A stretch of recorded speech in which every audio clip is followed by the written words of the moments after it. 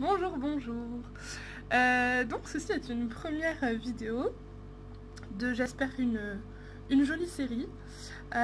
Donc je suis arrivée ce matin à Chiang Mai en Thaïlande, au nord de la Thaïlande, pour ceux qui avaient suivi un peu.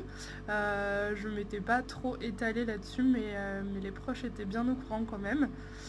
Voilà, donc pas peu fière, mais bien stressée quand même, on va pas se mentir. J'ai eu des problèmes à l'immigration, alors que normalement personne n'en a, mais simplement j'ai raté un papier qui nous a été donné dans l'avion. Donc à un moment où je n'étais pas sur mon siège, visiblement.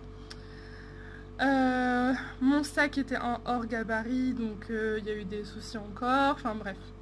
Rien de grave, j'ai toutes mes affaires. J'ai mon argent, je suis arrivée saine et sauve, je vais bien et c'est tout ce qui compte. Voilà, donc ce que je vais essayer de faire en fait, c'est que je vais essayer de faire des vidéos de temps en temps pour raconter un peu et aussi essayer de montrer quelques images. J'espère que ça donnera bien parce que c'est une grande première malgré mon école de cinéma. Voilà.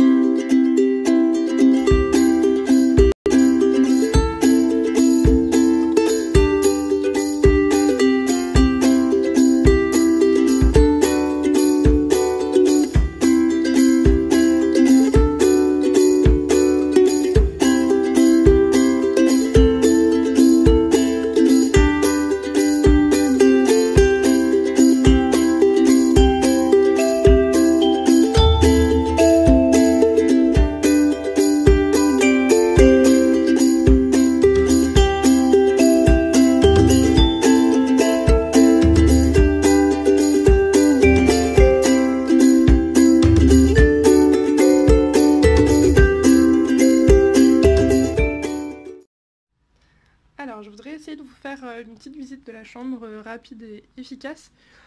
Du coup, on arrive par une porte qui mène à un couloir et moi, cette fois, j'ai pris un dortoir pour femmes pour être plus tranquille, plus sereine. Donc là, on a 2 lits superposés et c'est tout dans cette chambre. Donc peu de monde, donc moins de dérangement et surtout les rideaux. Ça, c'est franchement un truc qui pèse dans le choix à chaque fois. Je trouve qu'on est beaucoup plus tranquille, on a plus d'intimité. Et ensuite, celle-là est trop bien faite aussi comme auberge parce que tout est bien numéroté. Souvent, on se retrouve avec des casiers pas numérotés et c'est plutôt chiant. Voilà, donc franchement, suffisamment de place. Et ensuite, on a une petite porte qui mène dehors. Et ceci n'est pas un balcon, ceci est une salle de bain. Elle a une porte, donc les douches à la thaïlandaise, hyper pratique, sans parois, mais bon, on s'y fait. Voilà, donc simple. Petit point donc à la fin de cette première journée, avant de monter la première vidéo, qui aura pas une qualité exceptionnelle, mais bon, je vais voir ce que je vais pouvoir y faire au fur et à mesure du voyage.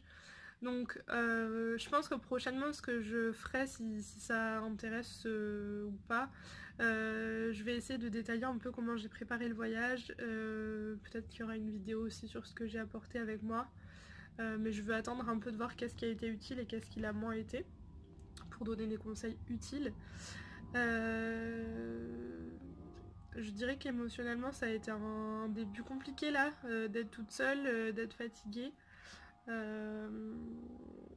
Voilà, ça a été un peu difficile, j'ai pleuré un petit peu, j'avoue, mais il y a eu tout le monde autour de moi donc ça va. C'est sûr que j'ai choisi de faire ce voyage seule et c'était vraiment une décision importante, mais arriver et se retrouver vraiment face à la solitude comme ça d'un coup dans un pays étranger où il n'y a pas grand monde qui parle sa langue et où la culture est bien différente, ça a fait un petit choc, mais voilà, je suis sortie de ma zone de confort, je me suis pas laissée abattre.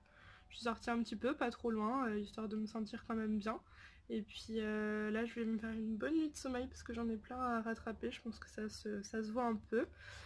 Et demain, une nouvelle journée qui s'annonce et j'ai hâte de voir ce que ce voyage va m'apporter. Voilà, donc je vous fais des bisous Et voilà, je vous emmène avec moi bientôt. Salut, bonne nuit.